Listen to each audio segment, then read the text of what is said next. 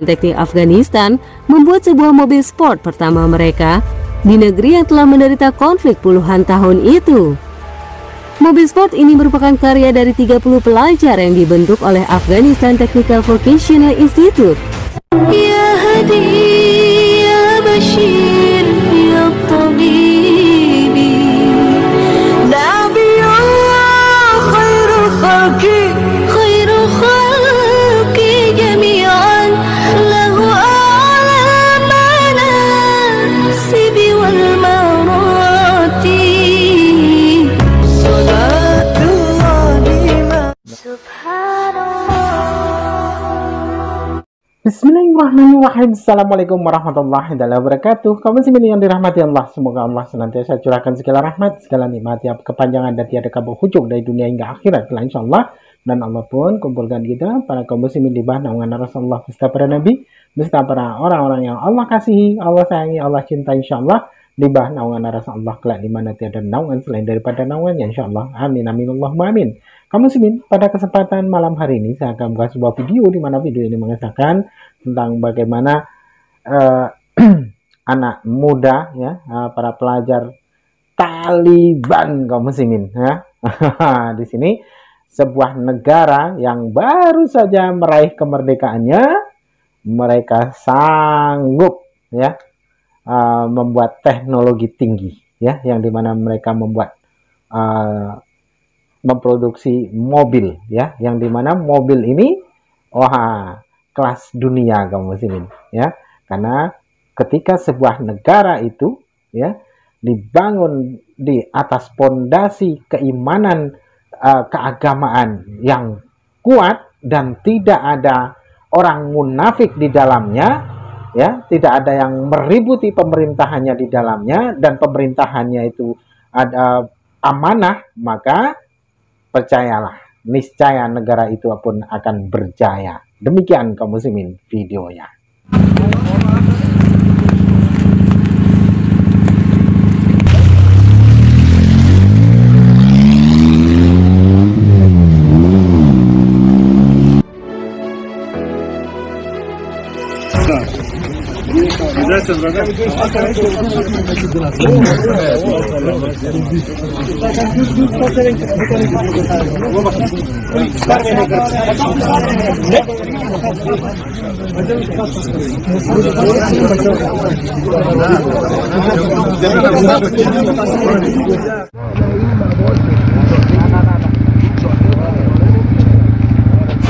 Saat ini pemerintah Emirat Islam bentukan Taliban sedang menjadi sorotan dunia karena kebijakan mereka yang membatasi wanita dalam mendapatkan hak pendidikan yang sama di negerinya.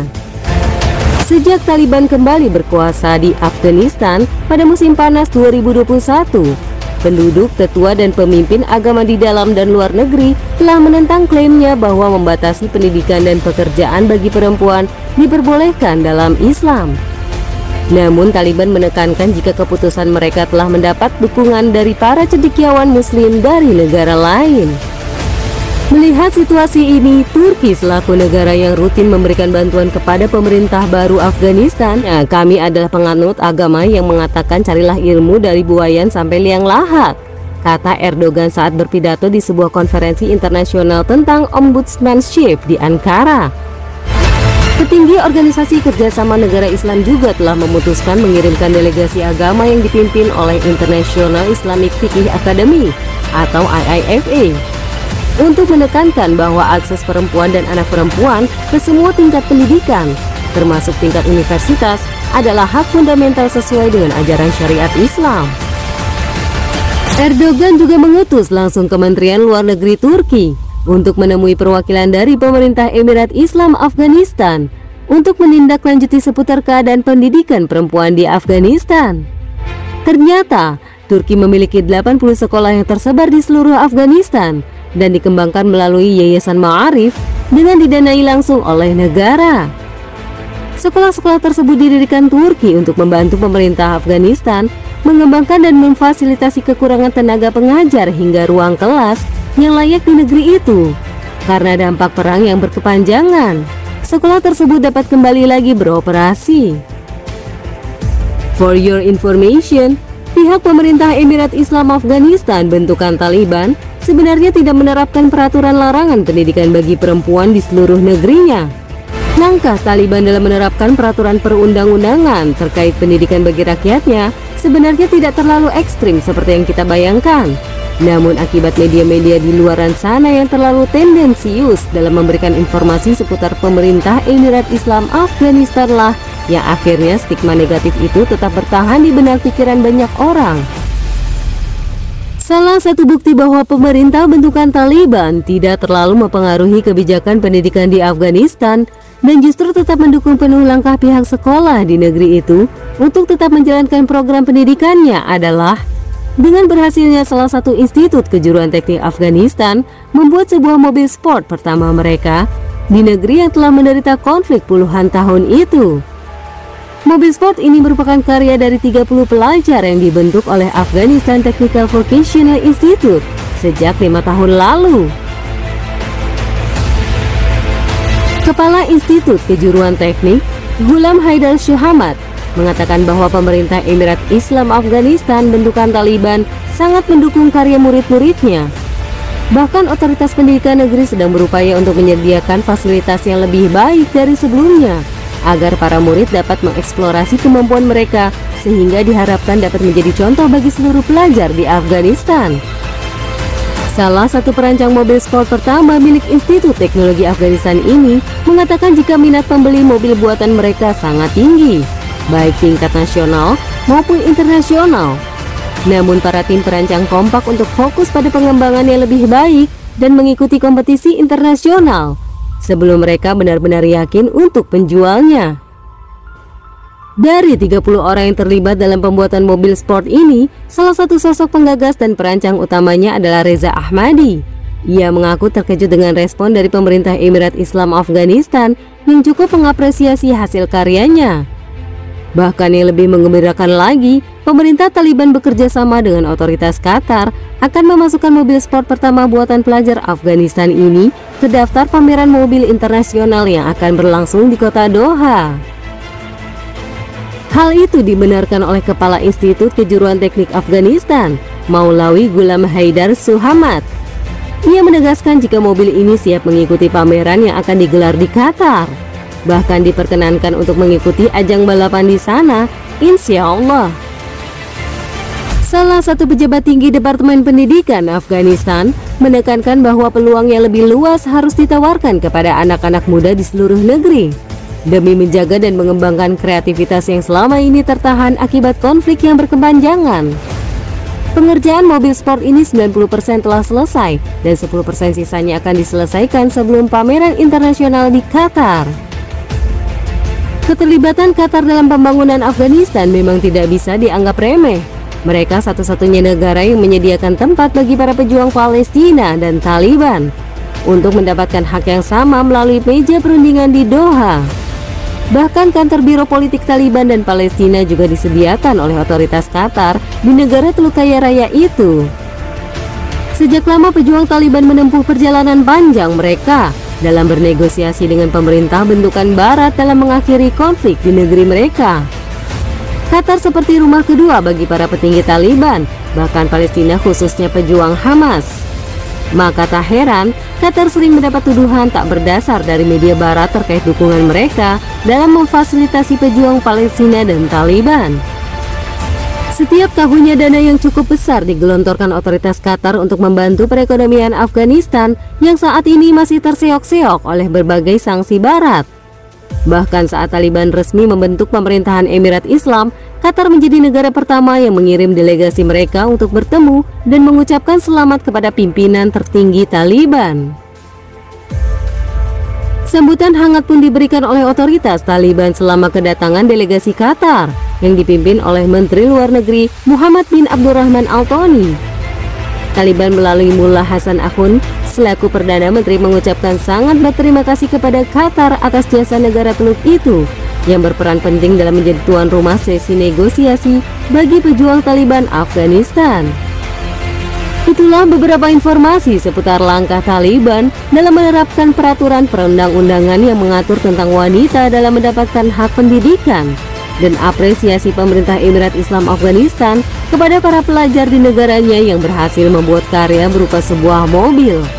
Nah, demikian tadi kaum muslimin ya, yang dimana Taliban ya, yang baru saja merebut kemerdekaannya, mereka sudah dapat memajukan negaranya dengan teknologi-teknologi canggih ya, karena memang sesungguhnya sebuah negara kaum muslimin ya, jikalaulah sebuah negara di dalamnya itu ada penyamun ya, ada orang-orang fasik, ada orang-orang munafik ya, yang tidak suka dengan pemerintahan yang bersyariat dengan berlandaskan syariat Islam, maka negara itu tidak akan pernah maju. Kenapa? Sibuk dirongrong ya. Nah, yang senang merongrong pemerintahan yang bersyariat Islam ini siapa? Ya, ini orang-orang munafik ya, yang mereka diiming-iming ya, diiming-iming kekuasaan oleh orang-orang kafir ya, diperalat oleh orang-orang kafir agar dapat menumbangkan pemerintahan-pemerintahan yang melaksanakan hukum-hukum Islam. Nah, maka dari itu negara itu harus mempunyai kedaulatan yang tinggi ya, yang dimana kedaulatan kuat itu tidak dapat diotak-atik oleh negara manapun ya. Nah, contoh saja seperti negara Qatar ya, di dalamnya Qatar dapat mengendalikan orang-orang munafik, orang-orang fasik, orang-orang yang ingin menumbangkannya, maka mereka dapat aman dan negara itu dapat makmur ya. Contoh seperti Dubai pun demikian ya, makmur, Qatar makmur, terus Arab Saudi makmur, oleh karena mereka dapat mengendalikan ya pemerintahan itu dengan kuat, kedaulatannya kuat. Hanya saja memang Saudi ini agak mulai liberal ya, sudah mulai keambang kehancuran karena memang orang-orang fasik ya, orang-orang yang tamak, orang-orang fasik, orang-orang munafik itu ada di dalam pemerintahannya ya. Jadi seperti Brunei Darussalam, belum pernah Brunei Darussalam itu terdengar di sana itu ada ada musibah, ada gempa, ada topan, ada musibah-musibah alam tidak pernah terjadi di sana, belum pernah kita dengar di sana. Karena memang seperti Brunei ya, contoh saja Brunei itu membebaskan pajak ya, tidak ada pajak di sana, dan anak-anak mudanya diwajibkan harus bisa baca Al-Quran, jadi bebas dari buta Al-Quran. Nah, itu Brunei. Nah, negara-negara Islam dahulu ya, seperti yang dipimpin oleh Gaddafi itu, aduh lupa saya, negara mana tiba-tiba saya lupa. Itu di sana tidak ada pajak. Tidak ada pajak sebenarnya. Bahkan orang-orang miskin itu disantuni oleh Gaddafi itu, Presiden Gaddafi. Oleh karena sumber daya alamnya melimpah, Amerika berambisi untuk menguasainya karena Amerika pernah mempunyai pengalaman pahit, trauma ketika menantang Arab Saudi dahulu ya, lalu diembargo ya selama 1 bulan perihal masalah minyak ini. Negara adidaya itu, Amerika Serikat itu pernah menjadi negara mati kaum muslimin, tidak bisa gerak apa-apa karena penggerak perekonomian, penggerak usaha-usaha ya yang ada di Amerika sana, itu perusahaan-perusahaan itu kan dari minyak ya. Nah, ketika minyak itu tidak mendapat pasokan ya mereka tumbang, tidak dapat produksi ya, dan aktivitas perekonomian macet seketika. Padahal di embargo ya itu hanya 1 bulan kaum muslimin. Maka dari itu Amerika ini berusaha untuk mengekspansi negara-negara muslim, yang dimana negara-negara muslim itu adalah negara-negara yang kaya dengan minyaknya, ya, sumber daya alamnya, ya, contoh saja seperti migas ini, ya, maka mereka orang-orang Amerika ini berusaha, ya, menciptakan pemimpin boneka bagi Amerika. Nah, contoh saja seperti Taliban waktu itu, ya, Afghanistan ini. Dulu Amerika menciptakan pemerintahan boneka di situ, ya. Nah, jadi kemakmuran tidak dapat merata, ya. Yang kaya hanya pejabat-pejabat saja, ya, presiden dan pejabat-pejabat saja, namun rakyatnya miskin kelaparan. Itu terjadi semalam, ya. Oleh karena apa? Kemunafikan demi kemunafikan oleh orang-orang yang mengaku Islam itu sendiri, namun mereka berpihak pada orang-orang kafir. Nah, orang kafir ini liciknya mereka mengadu umat Islam itu, ya, dengan iming-iming, gitu. Nanti kau kalau bisa menumbangkan si Anu nih, ya, nanti kau jadikan presiden, nanti kau jadikan kau pemimpin, tapi kau harus ikut apa kata kami, kan begitu, ya. Nah, disitulah maka ketika seorang pemimpin yang amanah, ketika seorang pemimpin cerdas, fatonah, amanah, maka orang-orang kafir itu, ya, orang-orang kafir itu sibuk ingin menumbangkannya karena mereka takut, ya. Maka pernah terjadi, ya, sebuah lukisan, ya, umat Islam dalam keadaan bersujud, lalu dipijaklah oleh orang Kristen, ya, di punggung umat Islam itu dalam keadaan bersujud ini lukisan. Lalu orang Kristen ini memijak umat Islam di saat orang Kristen ini memijak umat Islam di saat bersujud dalam keadaan berdiri. Orang Kristen ini dipijak juga oleh orang Yahudi di pundaknya. Nah, namun orang Kristen tidaklah orang Kristen yang notabene menuhankan manusia ini, ya, mereka tidak secerdas orang Yahudi yang dimana Yahudi itu juga sama seperti umat Islam. Ya, Tuhannya sama, ya, menuhankan Tuhan yang satu tidak beranak, ya. Nah, orang Yahudi protes, justru padahal orang Yahudi itu terletak di atas bahu, di atas pundaknya orang Kristen, ya.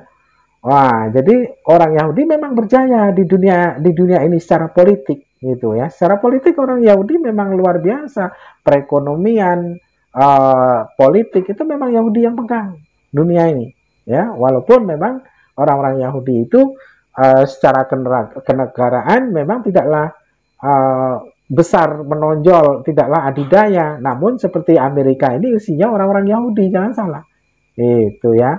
Nah, terus orang Yahudi protes.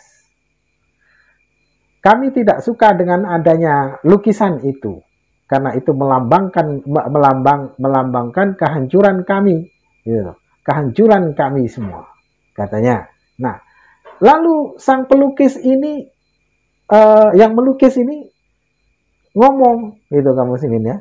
Kenapa? Kan saya memang kenyataannya seperti itu. Bukankah orang Yahudi itu memang di atas? Seharusnya orang Yahudi bangga karena orang Kristen bangga, katanya. Kalian salah besar, orang-orang Kristen salah besar dengan membuat lukisan seperti itu. Walaupun memang kenyataannya seperti itu.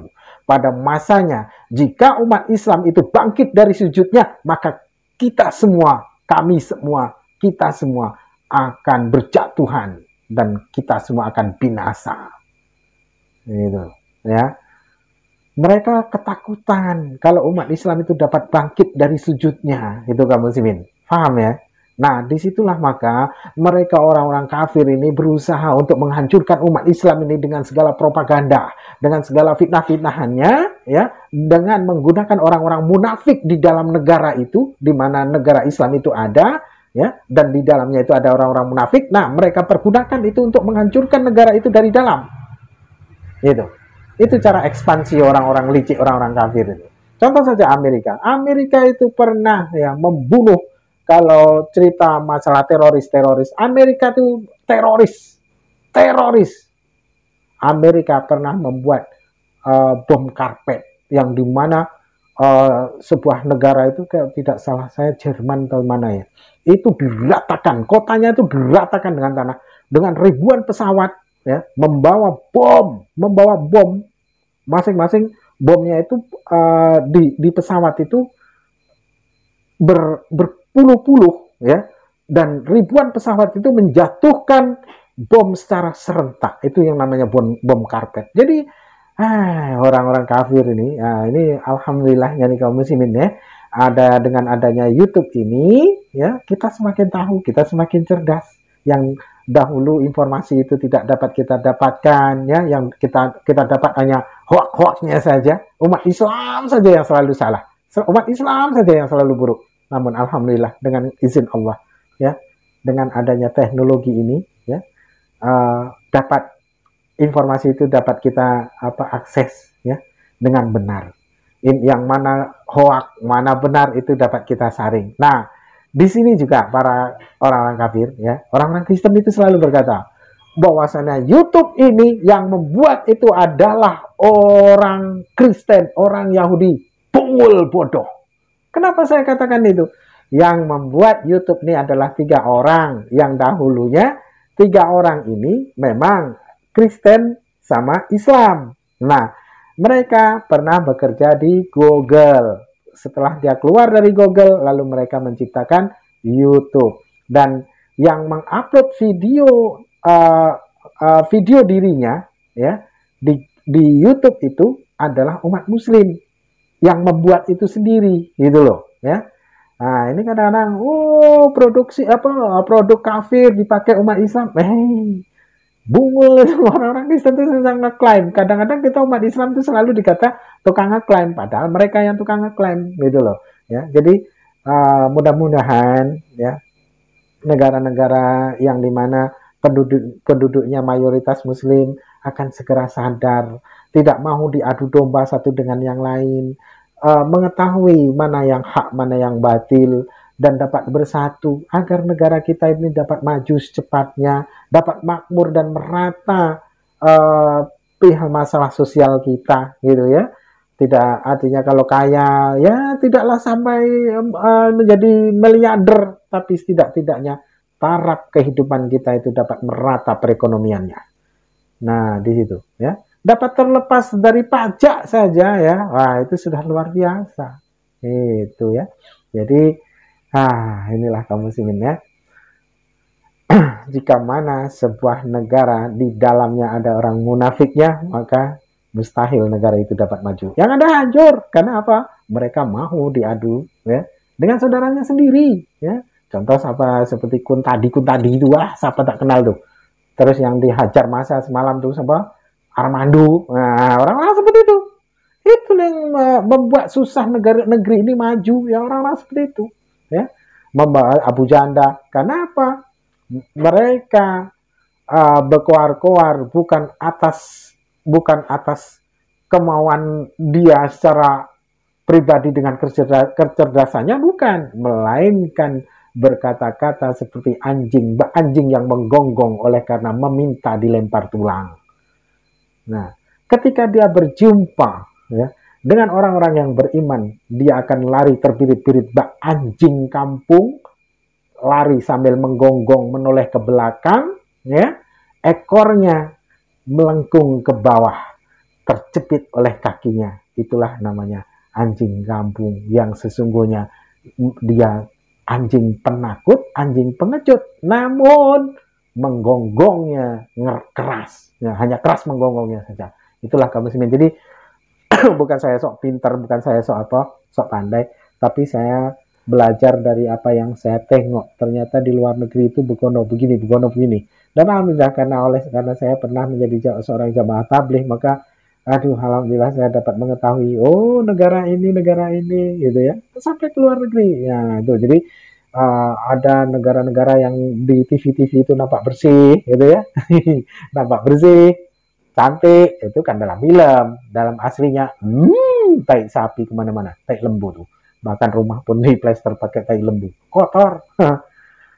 Luar biasa. Jadi hanya negara-negara Islam saja yang sangat biar tidaklah biar dalam keadaan hancur sekalipun negara itu, tapi tetap saja bersih. Artinya rumah-rumah mereka bersih, teratur, ya. Walaupun mereka tuh pemukiman mereka itu hancur dibuat oleh orang kafir itu. Maka dari itu, semoga saja Allah senantiasa merahmati kita dan menjaga umat muslim di dunia ini dapat saling berkasih sayang satu dengan yang lain dan dapat mengetahui mana yang hak, mana yang batil. Oleh karena apa? Seperti Irak contoh saja. Irak itu dahulu pada zaman Saddam Hussein, ya, Irak itu makmur, ya, dan mereka menentang keras. Saddam Hussein itu menentang keras tentang kebijakan-kebijakan yang dibuat oleh negara adidaya, yakni Amerika itu, ya.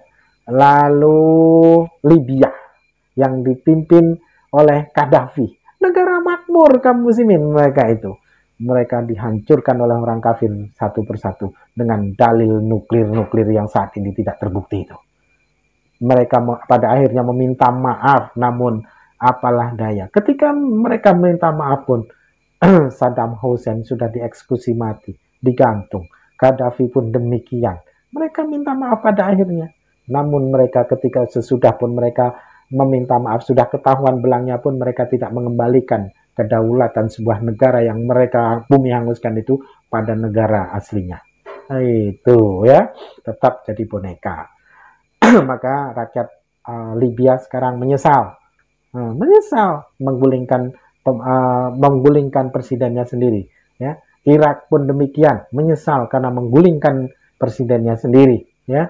Terus ada lagi negara mana dulu lupa saya, pokoknya banyak negara-negara Islam itu pada akhirnya menyesal. Contoh saja ya, Indonesia dahulu pada zaman Pak Harto, suka tidak suka, senang tidak senang, toh bukti nyata Pak Harto pernah membawa Indonesia ini ke zaman keemasan, ya. Walaupun memang pada zaman itu susah ya, namanya juga baru merdeka, ya, semua baru dirintis. Namun waktu pada zaman Pak Harto sudah dapat menciptakan mobil itu mobil Timor. Walaupun mobil Timor itu kerjasamanya dengan Kia, ya, tapi kan tidak-tidaknya waktu itu sudah ada mobil murah dan akan menciptakan lagi motor, ya, waktu itu motor Timor juga, namun keburu dikudeta, keburu digulingkan. Yang menggulingkan adalah rakyatnya sendiri, yang sesungguhnya rakyatnya sendiri terhasut oleh orang-orang yang ingin menghancurkan Pak Harto kala itu. Mau tidak mau, jadi ya jujur saja, saya sempat terhasut juga oleh hal-hal itu ya. Ikut juga, ya Allah Pak Harto jahat. Nah, ya. Bukan ya Tuhan, gitu ya. Dulu kan bukan Islamnya. Ya Tuhan, Pak Harto jahat. Nah, padahal sekarang begitu kita mengetahui yang sesungguhnya, menyesal kita kaum muslimin. Maka dari itu, kita umat Islam haruslah bersatu supaya jauh dari kehancuran yang akan dibuat oleh orang-orang kafir kaum muslimin.